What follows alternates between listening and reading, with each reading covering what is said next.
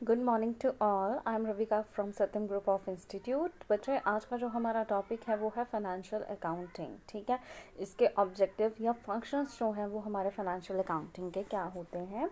First of all objectives, यानी कि जो मेन पर्पस है कि हम जो है अकाउंटिंग को क्यों लेकर आते हैं। ठीक है, इसका मेन रीज़न क्या है, इसका मेन पर्पस क्या है। सबसे पहले बोलते हैं हमारे पास जो मेन बहुत सारे ऑब्जेक्टिव्स हैं किसी भी अकाउंटिंग को लाने के लिए। फॉर एग्जांपल, अकाउंटिंग में एक सिस्टमैटिक मैनेजमेंट जो है वो हमने लेकर आनी है। ठीक है, जैसे कि हम उनकी ट्रांजैक्शंस की रिकॉर्डिंग के रिगार्डिंग या फाइनेंशियल डाटा के रिगार्डिंग हमने जो है इनके साथ डील करना है। ठीक है, दूसरा है ये जो है हमें आइडिया देते हैं कि हमारे जो है कितनी प्रॉफिटेबिलिटी के चांसेस हैं और कितने हमारे पास जो है फेलियर या फिर लॉसेस के जो हैं वो चांसेस होते हैं। इस चीज़ को पता करने के लिए हम फाइनेंशियल अकाउंटिंग को लेकर आते हैं। ठीक है, तीसरा जो है ये एक ऐसा प्रोसेस होता है जिसमें मैनेजमेंट जो है वो हेल्प करती है कि वो बेस्ट डिसीजंस जो हैं वो ले पाएँ, और इसके साथ साथ अकाउंटिंग का जो है फाइनेंशियल पोजीशंस जो हैं किसी भी ऑर्गेनाइजेशन की वो हम साथ में लेकर चल सकें। ठीक है, इसमें जो है किसी भी ऑर्गेनाइजेशन की फाइनेंशियल पोजीशन कैसी है वो हम देख सकें। ये जो है हमें हेल्प करते हैं कि हमने कैसे इवैल्यूएशन करनी है एम्प्लॉयज़ की, या उनकी वर्किंग एफिशिएंसी को हमने कैसे जज करना है। ठीक है, हमने कैसे एडिशन कम्युनिकेट करना है या स्प्रेड करना है अकाउंटिंग इन्फॉर्मेशन को उनके यूज़र्स के द्वारा। ठीक है, अकाउंटिंग जो है वो कंट्रीब्यूट करती है, एक मीन्स बहुत बड़ा कंट्रीब्यूशन जो है वो किसी भी ऑर्गेनाइजेशन में देती है, कैसे इनके फ्रॉड्स को प्रिवेंट करके या प्रॉफिट रिस्क को पता करके। ठीक है, तो अगर से हम इन द होल बात करते हैं तो ऑब्जेक्टिव्स जो हैं अकाउंटिंग मैनेजमेंट के वो क्या क्या हैं। सबसे पहले एक सिस्टमैटिक अरेंजमेंट ये लेके आती है किसी भी रिकॉर्डिंग के लिए जो कि हमारी ट्रांजैक्शंस की होती है, फाइनेंशियल डाटा की होती है। ठीक है, दूसरा ये हमें जो आइडिया है वो देती है किसी भी बिजनेस की प्रॉफिटेबिलिटी के बारे में या उसके लॉसेस के बारे में। ठीक है, इसमें जो है ये हेल्प करती है कि हम बेस्ट डिसीजंस जो हैं वो ले पाएँ अपनी अकाउंटिंग या फाइनेंशियल पोजीशन को देखते हुए। ठीक है, ये जो है हमें इवैल्यूएशन करने में किसी भी एम्प्लॉयज़ का जो है कि उनकी वर्किंग एफिशिएंसी जो है वो क्या है। ठीक है, एंड देन इसमें हम क्या करते हैं, कम्युनिकेट करते हैं और इनको इन्फॉर्मेशन देते हैं अपने यूज़र्स वगैरह को कि उन्हें क्या क्या चीज़ किन किन चीज़ों का जो है वो पता होना चाहिए ताकि हमारा बिजनेस जो है वो अच्छे से चल सके। ठीक है, उसके बाद जो है ये जो है हमारा फ्रॉड्स को, किसी भी ऑर्गेनाइजेशन में फ्रॉड्स जो होते हैं या हमारे पास जो है प्रॉफिट रिस्क जो होता है उसको जो है ख़त्म करने में ये हेल्प करती है। ठीक है, तो ये जो है ये इसके कुछ ऑब्जेक्टिव्स हैं जिसके कारण हम जो हैं इसे लेकर आए हैं। ये तो वो है हमारे सारे के सारे ऑब्जेक्टिव्स। ठीक है, ये जो है ये एक बार आप देख लेना, कोई भी प्रॉब्लम होगी तो आप डिस्कस कर लेना। अब जो हमने नेक्स्ट करना है वो है फंक्शंस। ठीक है, अब अगर जो हम बात करते हैं फंक्शंस क्या होते हैं। फंक्शंस होता है कि वो काम क्या करते हैं। ठीक है, उनका मेन पर्पस जो है वो क्या है। सबसे पहले जो फंक्शंस होते हैं अकाउंटिंग के वो क्या होते हैं, वो 6-7 तरह के होते हैं। सबसे पहले recording, classifying, summarising, finding the net result, exhibiting financial affair, analysing financial data, and then communicate. ठीक है, जो है इसका जो है ना मैं आपको बुक में जो दिया है वो सेंड कर दूंगी, तो आप उसमें से एक बार पढ़ लेना, लेकिन ये ओवरऑल व्यू है। ठीक है, उसके में आप इसके जो साथ के नोट्स हैं ना बुक्स के वो मैं आपको दे दूंगी, आप उसमें से इनके नोट्स जो है वो प्रिपेयर कर लेना। ठीक है, जो फंक्शंस हैं, अब हमारे पास जो फर्स्ट फंक्शन है वो क्या है, रिकॉर्डिंग।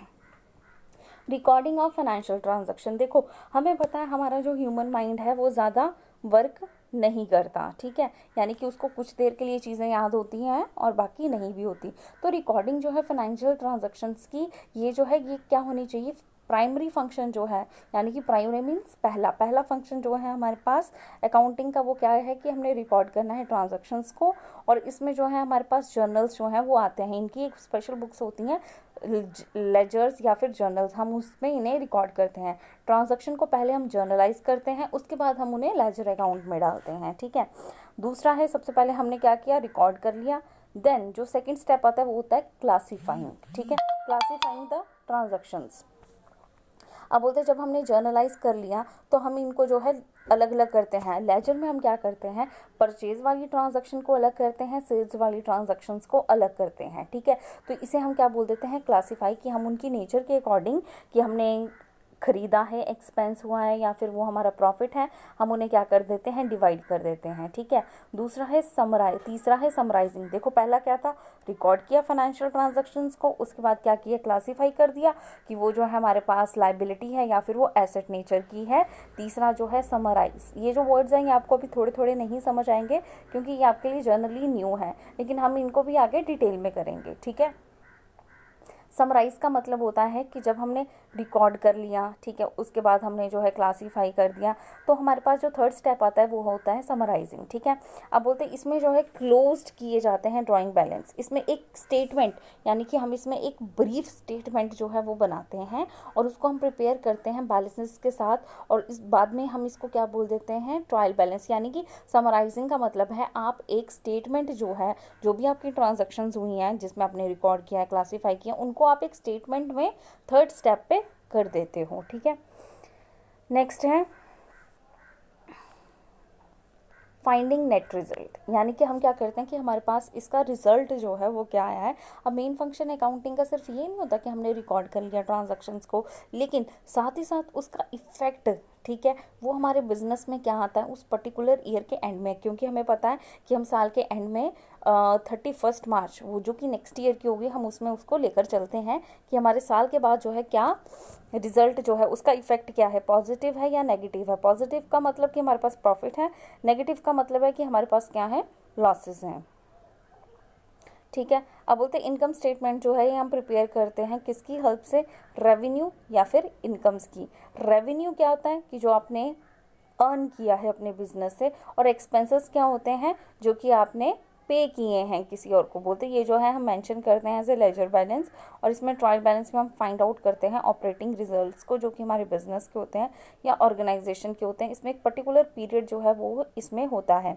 तो प्रिपरेशन जो है इनकम स्टेटमेंट की, ये क्या है, एक इम्पॉर्टेंट फंक्शन है हमारे अकाउंटिंग का। नेक्स्ट जो है एग्जिबिटिंग फाइनेंशियल अफेयर्स, ठीक है। एग्जिबिटिंग फाइनेंशियल अफेयर्स का मतलब क्या है कि हमने जो है, जो हमारे फाइनेंशियली यानी जिसमें हमारे पास मनी इन्वॉल्व हुआ है उसमें क्या क्या चीज़ें आई हैं, हमने उन्हें देखना है, ठीक है। नेक्स्ट जो है वो क्या है, preparation of balance sheet. Balance sheet जो है ये आपका एक पार्ट है अकाउंटिंग का। बैलेंस शीट जो होती है ये हमेशा साल के एंड में बनाई जाती है, और इसमें जो है आपको एग्जैक्ट जो पोजीशन है आपके बिजनेस की वो होती है। और हमारा जो ऑडिट होता है कि हम कंपनी को जज करते हैं कि वो प्रॉफिट में है या फिर लॉसेस में है, वो किसके थ्रू होता है, बैलेंस शीट के। इसमें हमेशा दो साइड्स होती हैं, एक एसेट और दूसरी क्या होती है, लायबिलिटी, ठीक है। फाइनेंशियल जो हमारे पास प्रिपरेशन होती है बैलेंस शीट की, ये इसकी स्पेशल इंपॉर्टेंस होती है हमारे अकाउंटिंग में। जैसे कि मैंने आपको पहले ही बताया है, इसमें हमने जो है फाइनेंशियल पोजीशन जो है ऑर्गेनाइजेशन की एक पर्टिकुलर डेट तक, जो कि हमारी ये कब ये बन स्टार्ट होती है 1 अप्रैल, अभी का लगा लो 1 अप्रैल 2020 से 31 मार्च 2021, वो जो है इसकी क्या है, क्लोजिंग डेट होगी। उस डेट पे हम क्या करेंगे, चेक करेंगे कि हमारा जो बिजनेस है उसकी फाइनेंशियल हेल्थ जो है वो कैसी है, ठीक है। इसमें पिक्चर जो है मैंने पहले ही बोला था, इसमें दो चीज़ें होती हैं, एसेट और लायबिलिटीज़, ठीक है। एसेट्स क्या होती हैं, जो हमारी कंपनी के पास सामान है, यानी कि जैसे हमारी बिल्डिंग, लैंड, मशीनरी वगैरह, ठीक है। और लायबिलिटीज़ होती है कि हमारी कंपनी ने कितने लोगों से जो है पैसा लिया था और उन्हें वापस करना है, उधार, ठीक है, उसे हम क्या बोल देते हैं, लायबिलिटी। तो ये जो है रिफ्लेक्ट करती है बैलेंस शीट को, और इसमें एक क्लियर कंसेप्ट जो है रिगार्डिंग फाइनेंशियल स्टेबिलिटी, कि आप जो है कितने फाइनेंशियल स्टेबल हैं, ठीक है, तो वो हमें इसमें पता चलता है, ठीक है। नेक्स्ट है analysing financial data. Analysing financial data का मतलब क्या है कि हमने जो है अपने डाटा को एनालाइज करना है और उसके बेसिस पे हमने जो है डिसीजन लेने हैं। अब ये जो हमारे पास फाइनेंशियल डाटा है ये हमने लिया कहाँ से है, ये हमने लिया है फाइनेंशियल स्टेटमेंट से, ठीक है, जो कि हमारी क्या आती है, बैलेंस शीट आती है, ठीक है। और इसको हम अलग अलग पर्पस के लिए जो है एनालाइज एंड इंटरप्रेट कर सकते हैं, ठीक है।